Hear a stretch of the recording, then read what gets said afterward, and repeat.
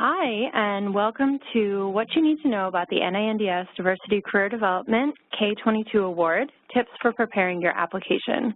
So thank you so much for joining us today. My name is Lauren Ulrich, and I will be the moderator today. I'm a health program specialist at NINDS, and if you have any questions after the webinar, please don't hesitate to reach out.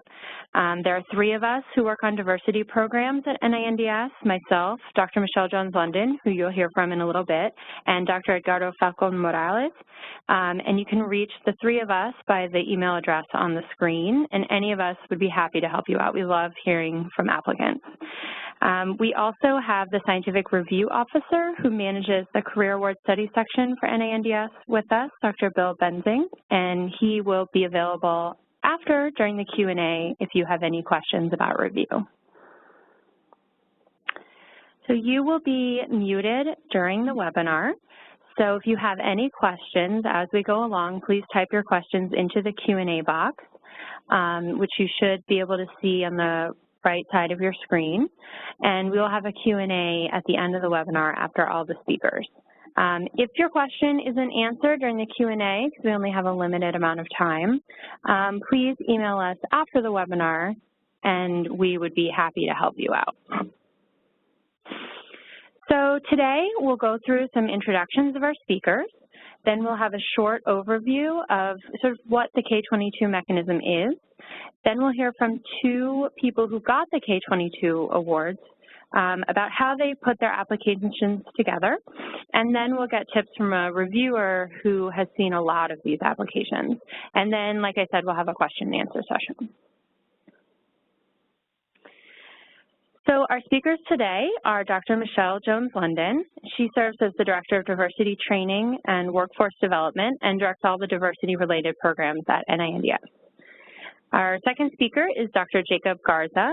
He received his PhD from the Department of Pharmacology at the University of Texas Health Science Center at San Antonio, and he's currently a postdoc at the Center for Human Genetic Research at Massachusetts General Hospital and Harvard Medical School.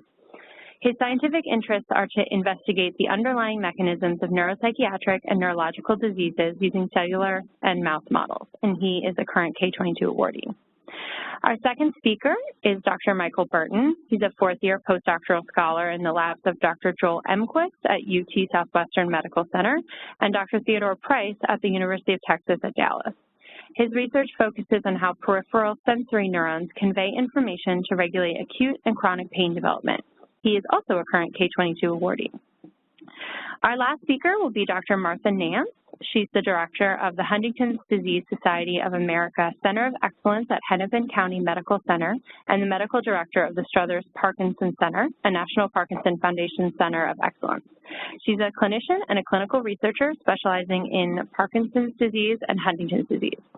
She's served on a number of NIH grant review panels over the last 10 years, most relevant for our purposes, serving as chair of the NST1 study section, which is the Mentored Career Development Awards for Junior Faculty study section for NINDS from 2011 to 2015, and of the R25, which are institutional training grants for resident research review panels in 2001 and 2016. So first up, we have Dr. Michelle Jones-London. Good afternoon, everyone, and thank you for joining us on the call. Hopefully today you will get all of the tools and resources that you need to submit a competitive K22 application. And so when we first begin, let's introduce you to the mechanism itself.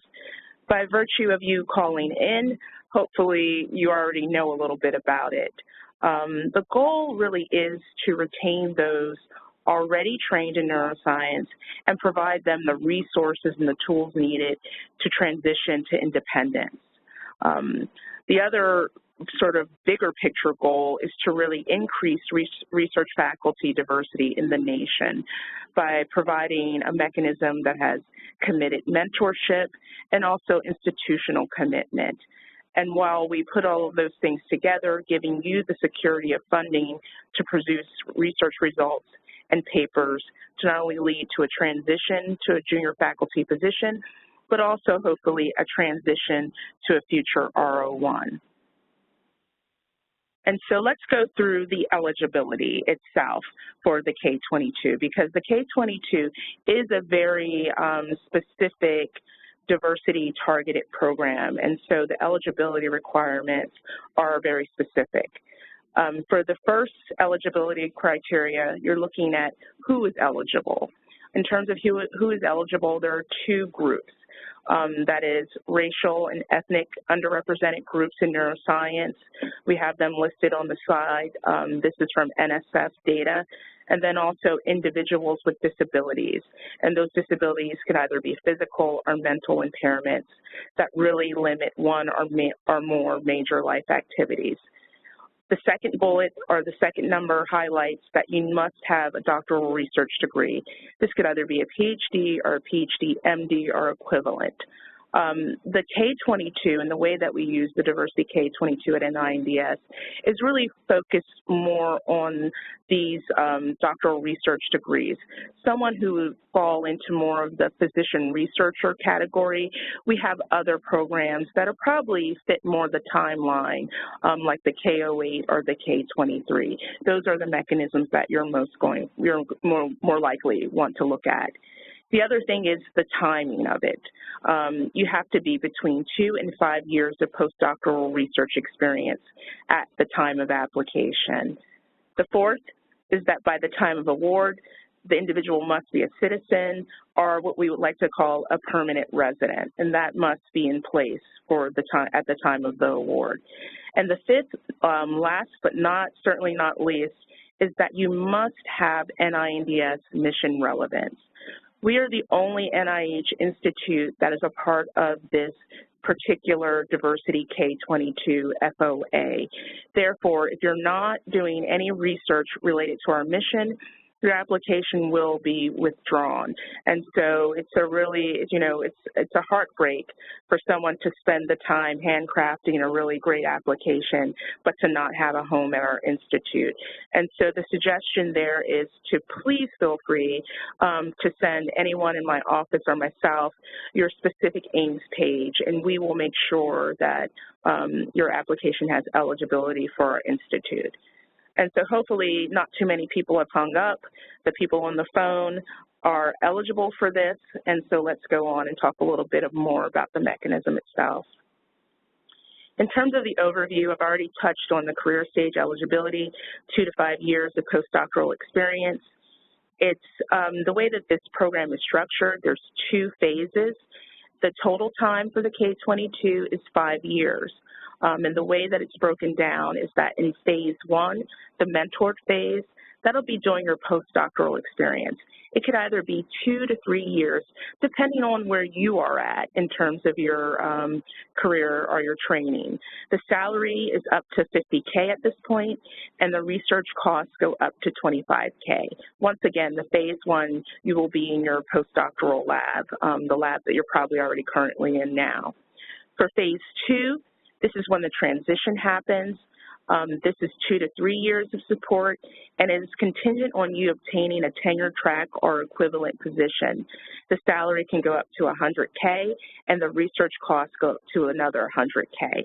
So the phase 2 really is almost like this mini R21 to give you time during your junior faculty experience to get the data, pilot data that you need to then go on to get another individual award.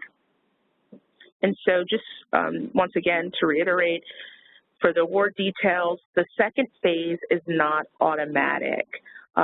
It is contingent on you obtaining a faculty position.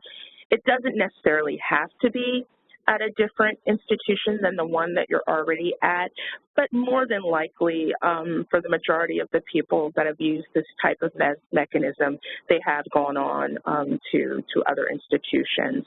And once again, we'll want to see, before that can happen, we want to see the appropriate institutional support during that second phase.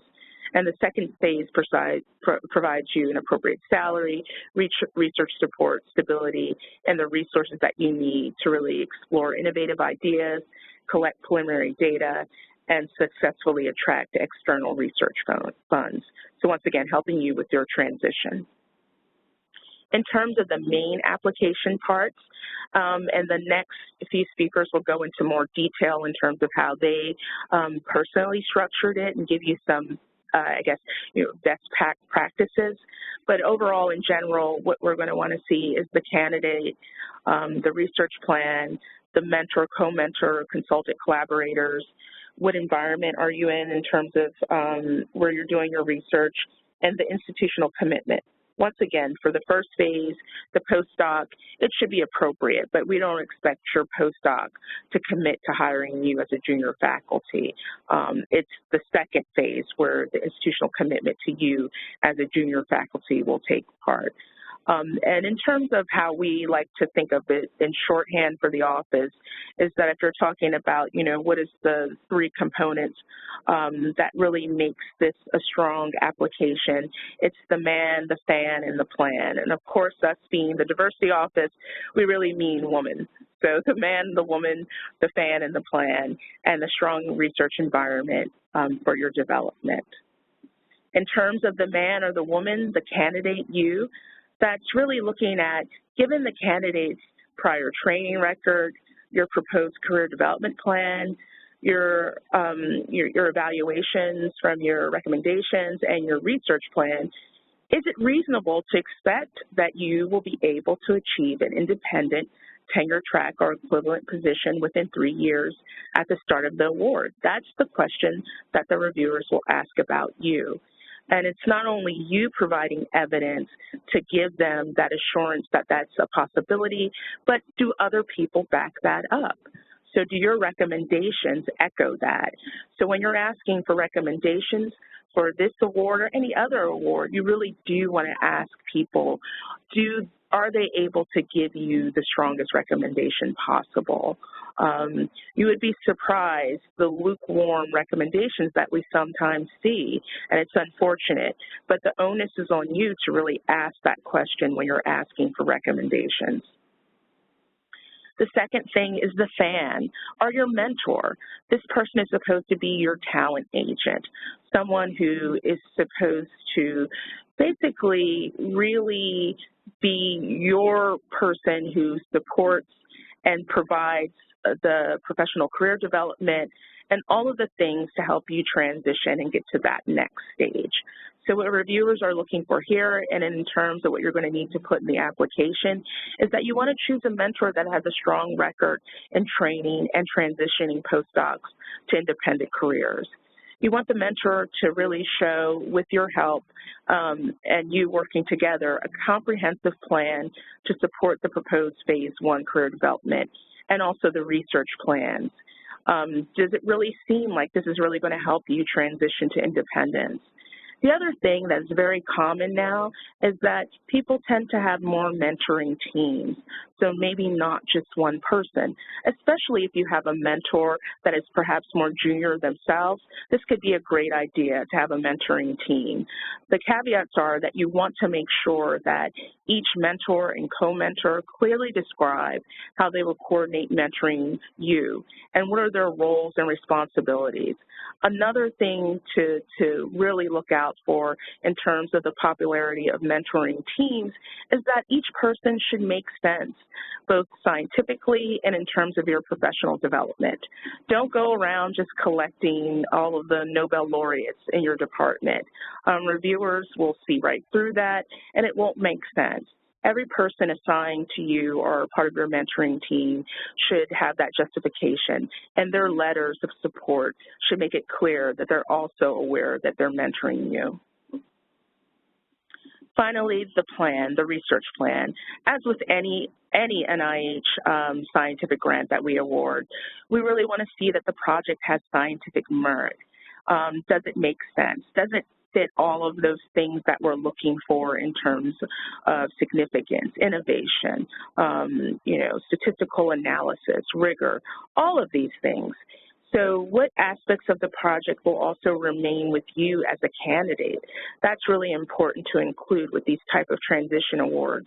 The reviewers are going to want to see that this project that you're working on in the Phase 1, that there's a piece of it that you'll get to have ownership of when you transition to the Phase 2. Also, does the research Is it relevant to what you're talking about for the career development objectives or the career development plan? And finally, this is where we see perhaps where there's a lot of room for improvement in terms of applications that come in. Although the phase 2 is very, it's out there, it's in the future. For many of you, you won't even know where you're going to end up in terms of your junior faculty position. You still have to paint a picture in broad strokes of what is the proposed phase 2 research and convince them that it's an extension of the phase 1 research and that it's scientifically sound. You won't perhaps be able to talk about it in much detail as the phase 1, but you still need to address it and talk about it. Finally, I'll end here with just listing some of the resources that will be available to you as you begin to put together your K22. We have a tip sheet that has been compiled after looking through a number of the summary statements and pulling out some of the common weaknesses or the areas where people tend to struggle. You'll also have available for you slides from this webinar, so anyone that's registered will be able to get the slides, and even we'll have this webinar itself archived, so please spread the word. In terms of looking at the program announcement, please read it. Read the entire FOA. One of the strongest suggestions we have is to, after you write your application, and I'm sure others in this session will reiterate this, you want to compare what you've written to the actual review criteria. All of the review criteria that's used in the study section is only what is published. So you need to be sure that you are reading what you wrote and reading that it matches up. And finally, I'll just end with saying that we want to be a resource for you. Our goal in writing and developing this program is to be able to fund competitive applications and to increase the diversity of the workforce. And so we are here to help and here to make sure that you can get to a successful grant award. Thank you. Okay, next up we have Jacob Garza sharing his perspective as an applicant. So hello, my name is Jacob Garza, and I'm just going to give you a brief overview of my experience applying for the K22 application. So to begin, during my PhD work, my interests were to identify mechanisms underlying neurological and neuropsychiatric disorders. And so I worked in a lab that primarily worked on comorbidity of eating disorders and psychiatric illness, as well as energy homeostasis. We also looked at stress, and I have experience with animal models of psychiatric illness. So in designing this K22, I wanted to find something that would kind of build on this and also allow me to expand my training into other areas. So the major points I wanted to consider are what was I going to want to learn and how was I going to go about learning this. And together with my mentor, I came up with a few specific topics that I was really interested in getting more training on, including human genetics of neurological disorders, genome engineering, working with human iPSC models, as well as more experience with animal behavior models, specifically with autism. So I decided on a project that would help me fulfill some of these goals and worked with my primary mentor to decide on these. From then, we had to decide whether this project was in the scope of the NINDS. And so we contacted the program officer, and we kind of had to decide if we were going to tweak the project or find a different funding agency. But ultimately, we decided to tweak the project a bit and go with the NINDS K22. So once I did this, I had to decide on a mentor and whether or not I was going to need several mentors or just one mentor.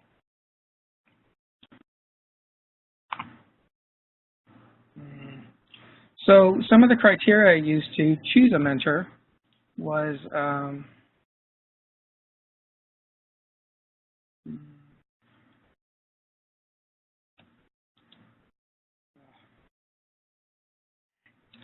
so I had different criteria to use to decide on my mentor, and let's see if this slide comes up.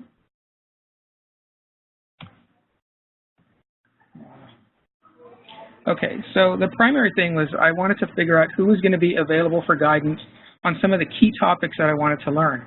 So I chose mentors that are all from my home institution because well, here in Boston, everything is kind of spread out. So I wanted to make sure people were going to be available when I needed them. The next thing I looked at is whether the mentors were experienced with trainees, and I looked in their profile to see how many postdocs they had, how many graduate students, and how big their labs were. Also to look at their track record of their trainees. I also looked at which PIs had different experience, had expertise with some of the techniques that I wanted to learn in human genetics, genome editing, iPSC modeling, and autism-like behaviors. So once I've identified people that would fit as a mentor, I wanted to decide whether I should choose them as a mentor, an advisor, a collaborator, and one of the primary criteria I used was where they are located and would they be available as much as I needed them. So my primary mentor was familiar with the core aspects of my project, and I'd been working with her already previously as a postdoc. So we decided on a couple of co-mentors that would be able to assist with other major components of my project, as well as the ability to offer new perspectives. So I choose two co-mentors based on their ability to help with these aspects, one with human genetics and the other with the iPSC models. I also looked at other people within the institution and neighboring institutions to find out if there are any people that I could use as advisors, where they had expertise in some of the other components of my project, but they weren't necessarily on my campus, and so it wouldn't be practical to necessarily include them as a mentor. But I could still reach out to them and get guidance whenever I felt that I needed to. So once I identified my mentors, I worked with them to plan the scientific approach as well as the training plan. So we kept looking at some of the new findings in the field, and I talked to the different lab members to find out some of the practical questions about experiments as far as how feasible things are, how much time things would take, and whether my approaches made sense. I also attended lab meetings to get kind of an overall sense of what's going on in some of these areas. While working with the training plan, I also wanted to include as much as I could, but also to be careful not to plan so much and appear too ambitious.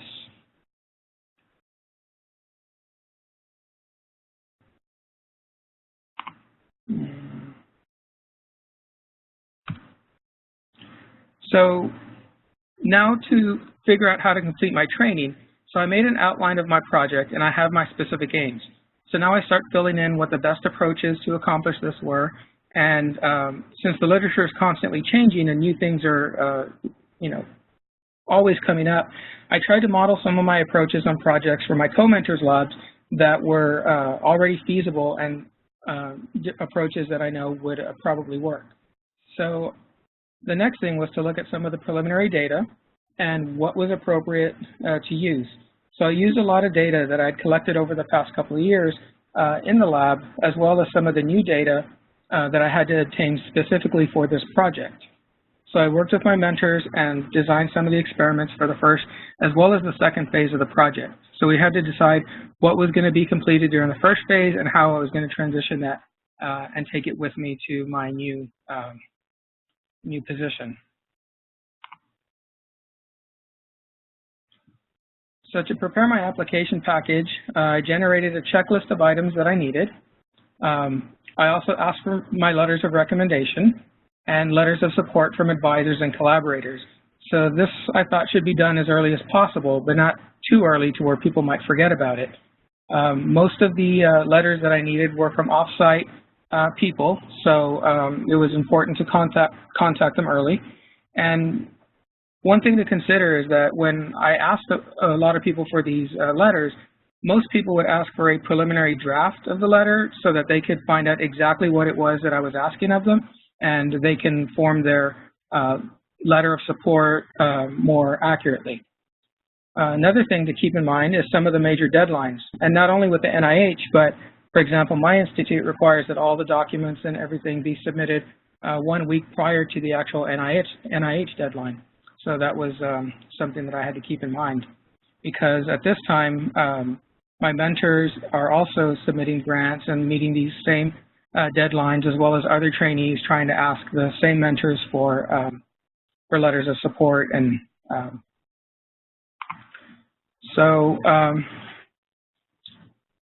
when preparing my application, I started very early, probably more than 6 months prior to the submission. So to make sure I had time to get the letters and time to get preliminary data, also to make sure that the mentors were available to help. One important thing also is to keep in mind that there may be some unforeseen events. So for example, I was submitting my application in February, and that just happened to be the time in Boston that had the biggest blizzard ever hit, and much of the public transportation was down, so the administrators were not available necessarily to help you with your submission. So that's one thing to keep in mind. So after I submitted my application, I continued to develop my plan as best that I could to prepare for a resubmission. So I constantly looked over for flaws and tried to address how I might correct this on a future application. My mentor and I kind of went over and looked at, try to decide what we thought the reviewers might want to see. So once I received the initial evaluation, I stayed in contact with the program officer and tried to address any concerns prior to any of the council meetings. So I think it's important to not necessarily give up once you receive an evaluation that you think might be a little bit negative, or try to address some of the negative comments that you see on there. So that's what I was going through during my submission period. All right, thank you. So next up, we're going to hear from Michael Burton, who is our second K22 awardee.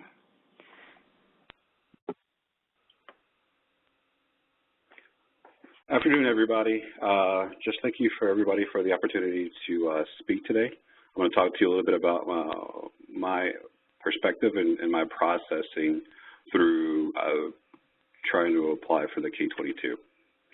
So a little bit about me at first. I'm from Chicago, Illinois, and I went to the University of Illinois for my bachelor's and PhD, where I studied integrative immunology and behavior. After that, I went through some deep soul searching about what I wanted to do next, and landed at the University of Texas at Southwestern Medical Center in Dallas. And after a little bit of time, which I would explain a little bit later, found myself in a different lab at the University of Texas at Dallas. They're both within 10 minutes of each other, and the process of this all was very strenuous to get to the point where I am today. But I can say now that I am heavily trained in 3 major fields of psychoneuroimmunology, endocrinology and metabolism, and also pain neurobiology. Now, for me, the transition from the PhD to the postdoc took quite a bit of self-assessing. At first, I had to talk about to myself some of the skills that I acquired, the techniques that I acquired, like molecular techniques and also some behavioral techniques. And I also had to think really deeply about, and soul search again, about what I wanted to develop and what I wanted to acquire, which was developing genetic models. I'm thinking about energy expenditure, but really most of what I like to do is how the peripheral nervous system communicates to the brain, linking multiple things like metabolism and pain processing, and also pain development. So deciding on this transition, I had to identify an appropriate mentor to do that. So some things that I really looked for was clearly an expert in the interested techniques that I wanted to learn and the field of study that I wanted to go into. Also, someone that was super supportive and resourceful, and in both resources and also morale. You just want someone to be there for you. That Jacob mentioned earlier about having a good track record of having great trainees. And then also someone whose mentoring style was in line with myself, which I'm typically more independent and like to be driven myself versus micromanaging, and that's obviously super important to identify. Also someone who's well known in their field and well connected. And that's also familiar with the appropriate agencies within NIH and the structure. When I first started my postdoc, I spoke with my mentor about wanting to do a little bit of pain research, and he was a neuroendocrinologist where all of his funding was from the NIDDK. He quickly told me, hey, you need to find someone else. We need to bring in someone else to help you with the pain part because I'm not really well versed in that. And so to get you in the right avenue, on the right avenues to go down the path you need to go down was an important thing. Also things that you have to understand from a mentor perspective is they can only get you so far, and you may need more than one with different expertise and styles that can get you where you need to be, and that you'll learn plenty from. So with a good mentor in hand, now you have to have a game plan. So identifying a project that will encompass all the techniques that I wanted to acquire was something that I thought that was super important, and something that obviously you identified before you started. But then also understanding that the first few projects, 1 to 2 years, will be strictly from your mentor, and all the projects are going to be we'll say just not very heavily your own. But however, all the data that you acquire is definitely usable for preliminary data for other grants that you will write. Something that is important as well is planning on writing an NRSA immediately with some pilot data the very first year you get started on your postdoc, just to get the kind of the mental juices flowing and getting work going on that avenue. Additionally, meeting often, early, with people who can help you with your writing, because the writing process is forever going. The writing process is forever building. And so to be able to identify people to help you with that is important. Obviously, to make your mentors well aware of critical deadlines, but also taking some critical enriching courses that I never really thought about, and which was from my mentor actually, which was, yes, I'm learning how to be a great scientist in the lab. However, to manage the lab budgetarily or to manage people within the lab space is something that you don't necessarily get appropriate training. And so some courses that can help with that is super important. So I mentioned before how my initial postdoc mentor was telling me, hey, I'm an NIDDK person, and what you want to do is definitely not the right agency, or the NIDDK isn't the right agency for you. You should figure out what the best place is for what you would like to do. So I ended up contacting Dr. Jones-London really early in the second year of my program to start to build any glaring holes or setbacks that I may have, and also asked her if I needed to change home institutions and to get a better understanding of preparing the training plan with multiple mentors, and then also getting a really clear understanding how important it was to identify a project that would be independent from the current mentor. So take a little bit from this guy, take a little bit from that guy, and you end up having your own baby. So once I did that, I decided that I was going to switch home institutions, which was a super hard decision to do. But upon doing that, obviously being one of the better ones I had to make, building the training plan took about 4 months of back and forth between 3 people, me and my 2 co-mentors. A huge part of the training plan was complementing research in both the labs, both at UT Dallas and UT Southwestern, but also the regularity of meetings that I would have, not only with my co-mentors, but also with my advisors or postdoctoral developmental committee, which have been super important to me as time has been going on. I meet with them on a monthly basis, but also other opportunities such as oral and written communications at society meetings, posters, and what have you. Now, the devil of it all, and also the success of it all, is in the details. And so utilizing the preliminary data from previous projects, and this is really to set a tone of feasibility, that you're not over-ambitious and that you can and have done this research and you can do this research, but that does take quite a bit of time, usually 1 to 2 years. I believe Jacob said something very similar.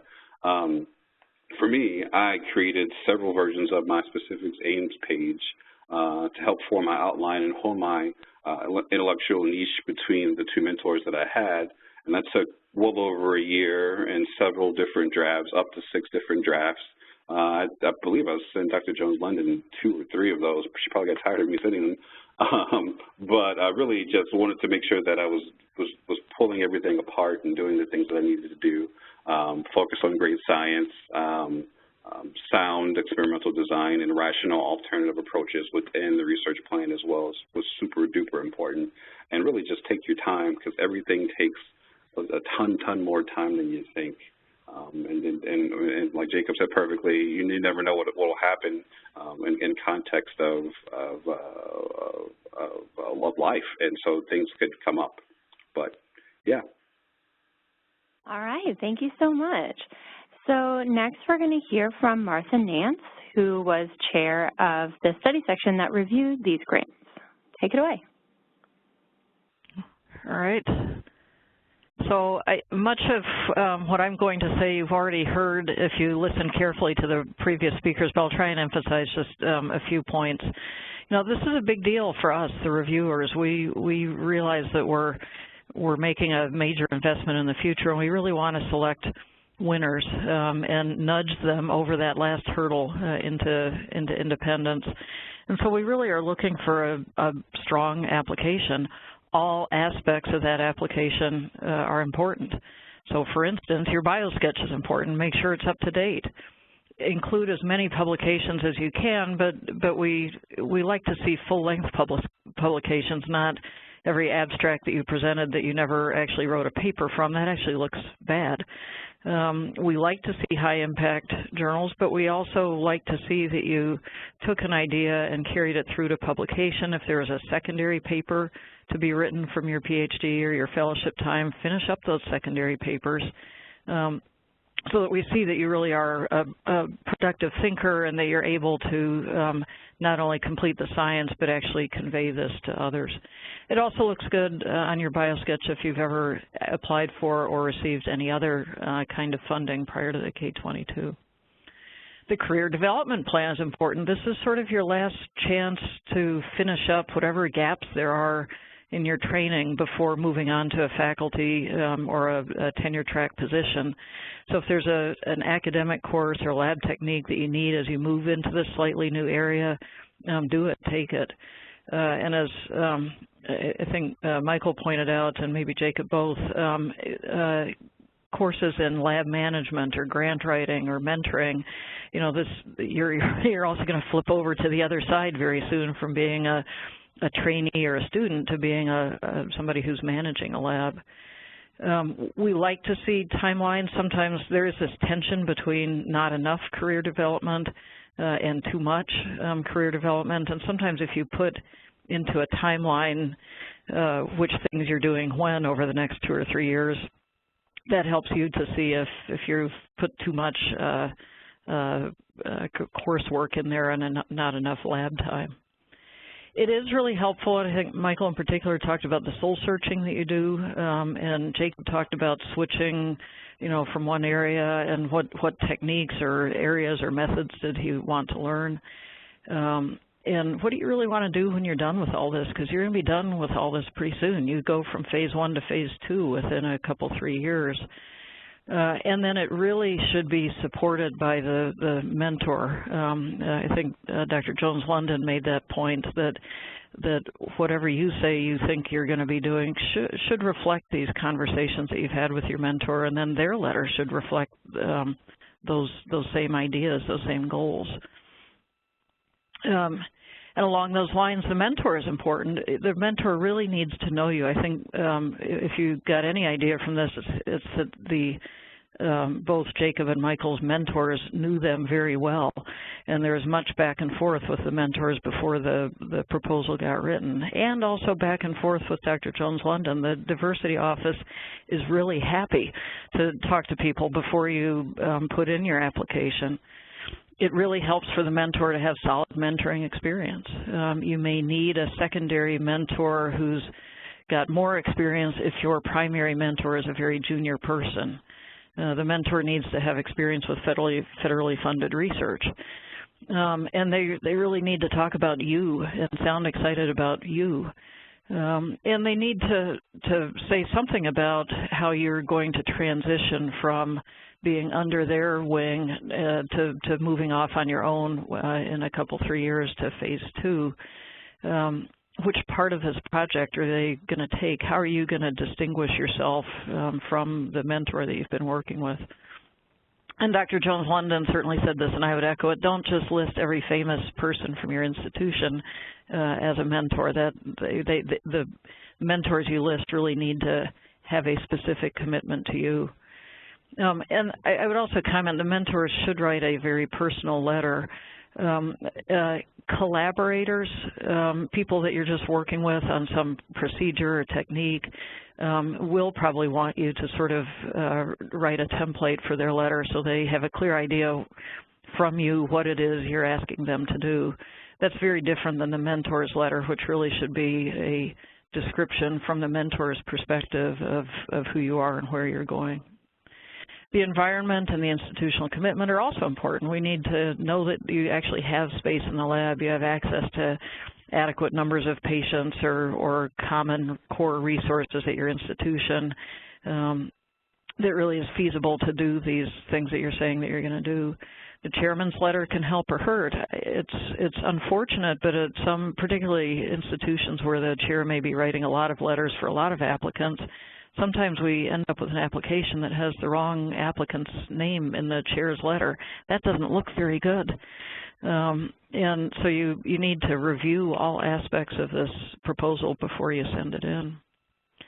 And then, of course, the research plan is important. You're at the end of your training. You should have some ideas at this point, and the proposal should be written by you. What is your novel idea? Where are you going with it? We like, the first couple of specific aims to be pretty solid. We understand, too, that you're not quite sure what the third aim is going to be until you're sure that the first two worked out the way you thought they were going to. So we let people get away a little bit with a more aspirational third specific aim if the first two are pretty good. But we also like to know that you've thought about what's the backup plan. What if specific aim 1 turns out backwards from what you thought it was going to be, or the procedure doesn't work well, or what's your backup plan? And does specific aim 2 fall apart completely if specific aim 1 doesn't work out the way you expect? And then make sure there's an adequate description of the statistical analysis. We like hypothesis-driven research a little bit more over a secondary data analysis or sort of a shotgun type of research, although we do understand that some types of research in today's world are more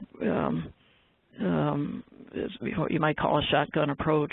But how is that going to lead you to independence? What if it doesn't work out? Where are you going to go with this? Within 3 years, you need to be transitioning to an independent tenure track position. So how does this sort of this last 2 or 3 years get you that special skill or that special niche that will move you forward and make you independent from the mentor or mentors that you're working with? And then writing skills really are important too. I think part of success as a researcher, obviously you need to be good in the lab, but you also really need to be able to communicate what you have done and also what you are planning to do. And we get a good sense of that just by reading your grant. You need to write the grant, but please have somebody else read it before you send it in. We really hate typos and little cut and paste mistakes. We also do get a little bit of a chip on our shoulder that if at the end of reading your application we don't really have any idea what you're talking about, that it's not our fault, it's yours, that you didn't explain clearly enough.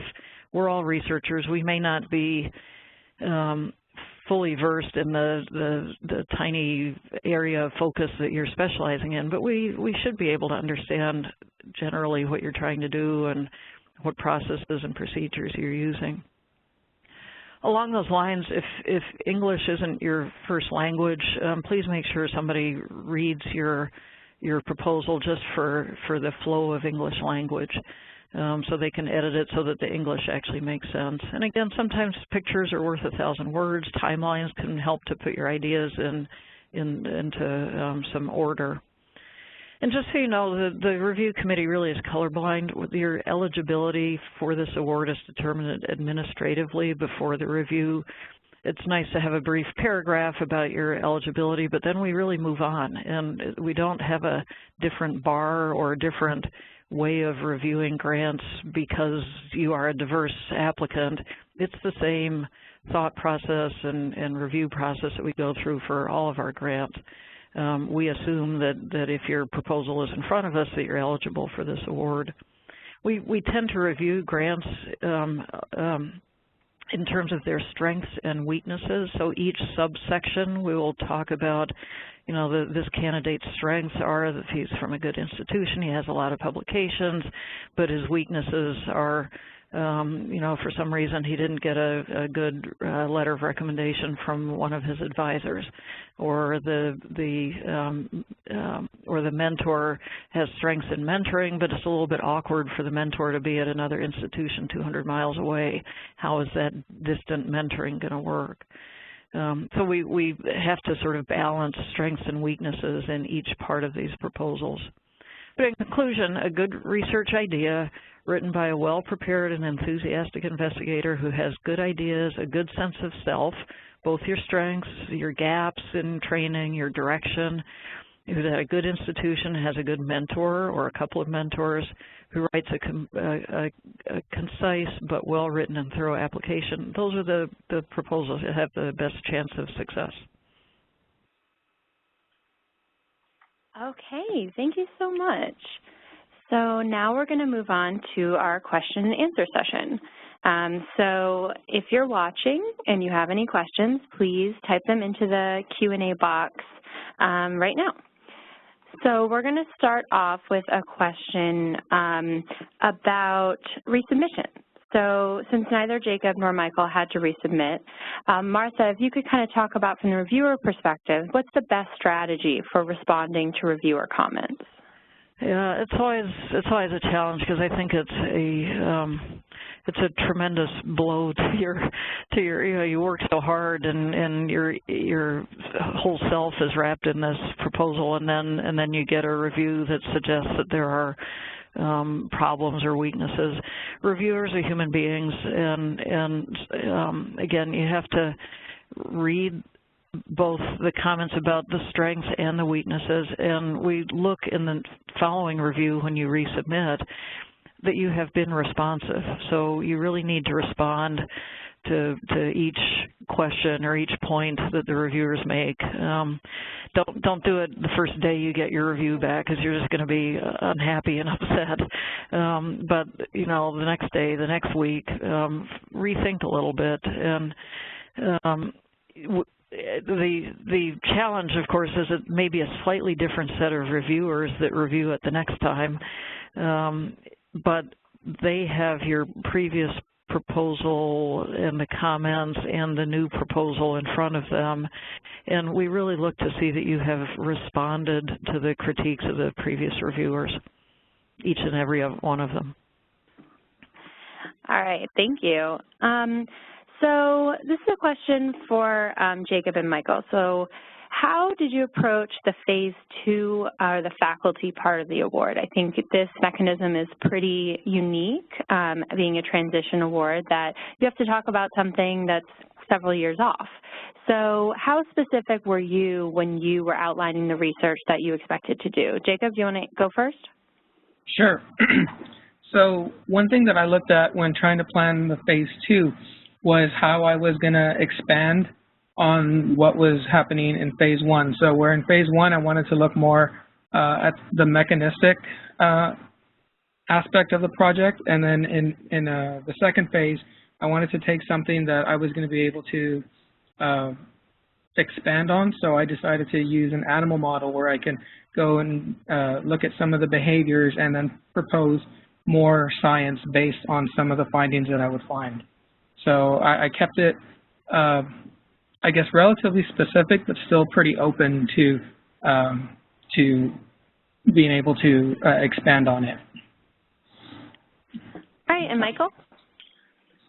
Yeah, for me, what I did was kind of looked at the feasibility of, because we all want to do these grandiose projects, and so I just looked at the feasibility across time, and I realized that if I project out some of these experiments and having the ownership of those experiments, that I can just translate those across into the independent phase. What we were doing was we were making a mouse model during the phase 1, and then using that mouse model in phase 2 to kind of go along my own avenue. And so without trying to jam it all in the first phase, because we didn't feel like that was going to go well at all. So. All right, great. So we have a question about scoring. So Bill, how should applicants interpret scores when there's no percentile? So all they get is the raw score. How can they put that in context? And then can you also talk about what does it mean when a grant is not discussed? Okay. Hi, everybody. All the applications, the K applications for NINDS are reviewed in a single review panel every review cycle. And the purpose of percentiling is like in a typical CSR scenario where applications are distributed across a number of different review panels, that the percentile is a way of making the scores comparable across study sections, and the percentile is based on the individual study sections' current scoring and prior scoring for the year. And that way it sort of normalizes across the study sections. When everything is reviewed, each review cycle or each funding cycle within one individual study section, there's no reason to percentile them because they're all reviewed and scored in the same panel, and then you can just go by the regular or the rank order of the actual scores. And we encourage the reviewers to use the whole 1 through 9 range of scoring, where 5 is still a good application, but it has maybe either medium impact or has maybe moderate concerns. So in the way that we use the scoring, something has to be almost perfect to get a 1. And then 2 and 3 are generally, very good applications with high value or research value, high value training, career development, that's well designed to prepare the applicant for a highly successful, productive scientific research career. And it may have some minor weaknesses, and that probably the number of minor weaknesses will delineate a 2 from a 3 score.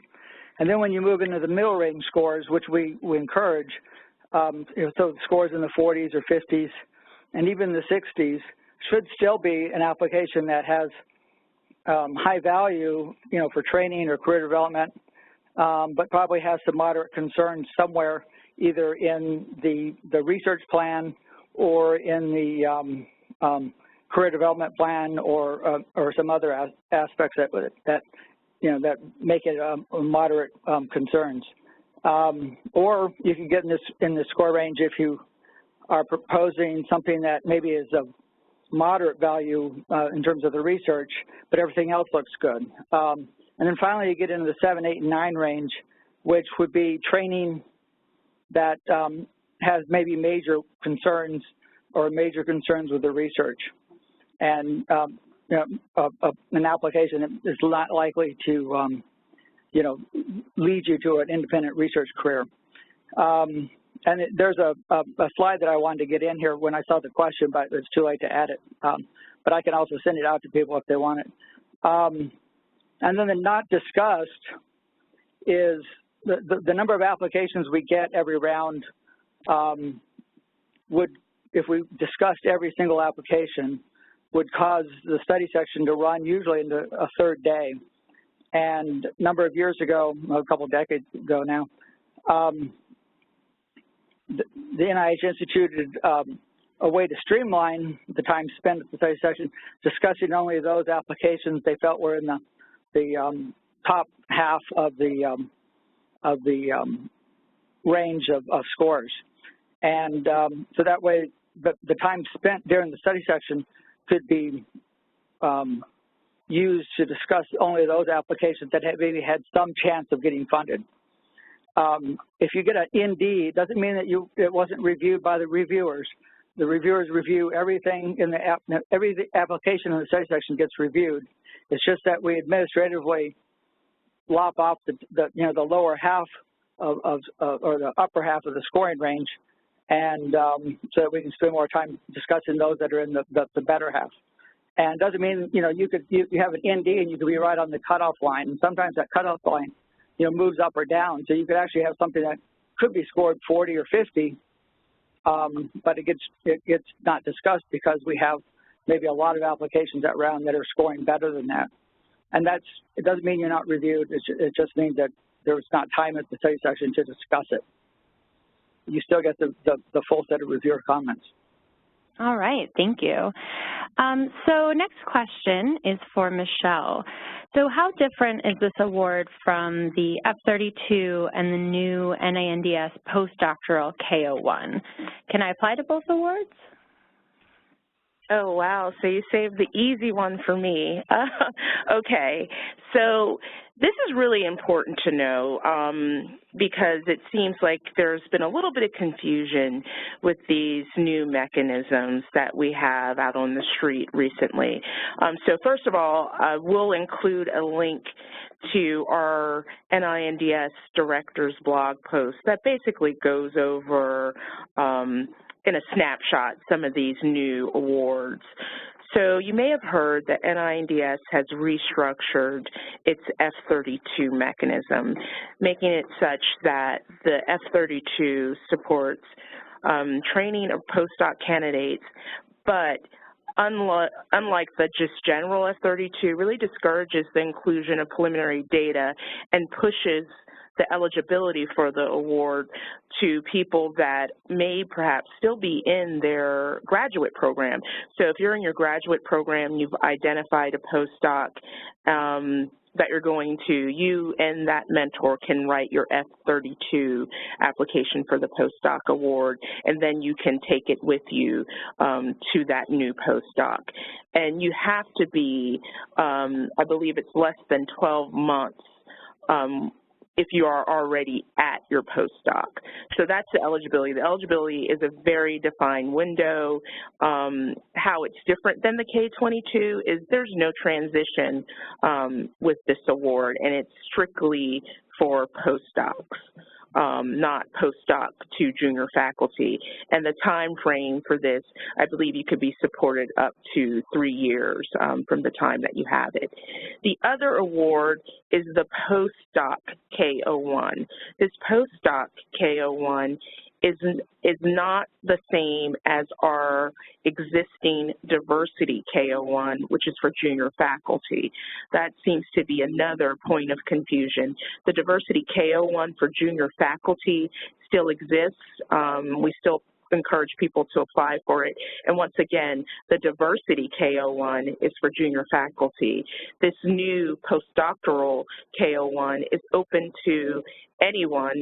It's not limited to just diversity categories. And this is to basically takes the other part of the postdoc training. So those that have timed out of the F32 may be eligible for this new postdoctoral K01. This is for someone that is an advanced postdoc already in a lab and is designed to support the potentially impactful research project that has already been going on, that they already have been working on. And in that case, preliminary data will be looked at for the K01. And so the major differences, once again, between the F32 and the postdoc K01 is that there's no transition award attached to them. And they also have differences in terms of the award period or the duration of the award, and they're open to all. In terms of how, if you can apply to both awards, for example, say you're very early on, I see that some graduate students actually have registered for this webinar. Say you're a graduate student, you're about to leave your graduate program, but you've already identified a postdoc, and the K22 award doesn't start in terms of its eligibility until your second year of postdoc. You could potentially apply for the F32, get that F32 award, and then apply for the K22 later. There's no issue with that. Okay, so next, a couple of questions to round us off. Michael and Jacob, will you share with us, is there anything that you wish you'd known before you applied? Michael, do you want to go first? Yeah, sure. Honestly, some of the things that Bill was going over with the scoring system of how to interpret the score, because I didn't know whatsoever, and when I got my score back without the percentile, and I kind of had a little bit of a meltdown because I didn't understand what it meant and was trying to figure out how I was going to proceed. Ended up writing a bunch of contacting program officers and writing rebuttals and getting prepared for it, but just the perspective of the scores and the interpretation, well, I wish I would have known that. Great, and Jacob? I guess really the only thing would be the amount of time that it was going to take, because I had this impression that I was going to be writing a grant during my downtime during experiments, and it doesn't necessarily work that way, because it does take quite a bit of time, and you will have to set aside a lot of very specific time just for this fellowship, as far as meeting with your mentors and that sort of thing. So that's one thing that I would have liked to thought more about before. All right. And then Martha, can you share a little bit about what you've seen gets reviewers really excited about an application? Well, you know, it's really interesting how you can read personalities in these applications, and you really like it when you see somebody that, I don't know, you can just tell when they love what they do. They've somehow connected with their mentor, who then writes this, I don't know, 6-8 page letter about where the guy came from and how they've worked together and how excited they are about this guy moving forward, and they can't wait to see what he does when he grows up. And then you can tell that the idea the person had for their project was their own idea. It was something, you know, some kind of a little niche idea that maybe the mentor didn't even think of, but thought was a wonderful idea, and that then they reached out and found another mentor at the other institution who could just, you know, get them that one technique or that other model that they couldn't get at their parent institution.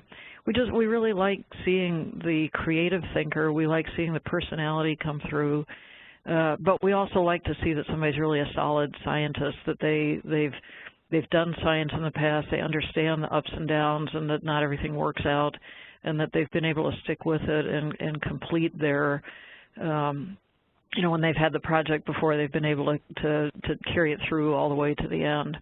And the committees, the reviewers really like reviewing these proposals, because we have this feeling we're actually helping people get over that final hurdle to becoming a full-fledged independent investigator. Well, thank you so much. So we are out of time now. If you had any questions that weren't answered, please feel free to contact us. So thank you again for joining us. Thank you to our speakers who really shared some great insights. The webinar recording and the slides will be available in a couple of weeks. And again, if you have any questions, please contact us. Thank you.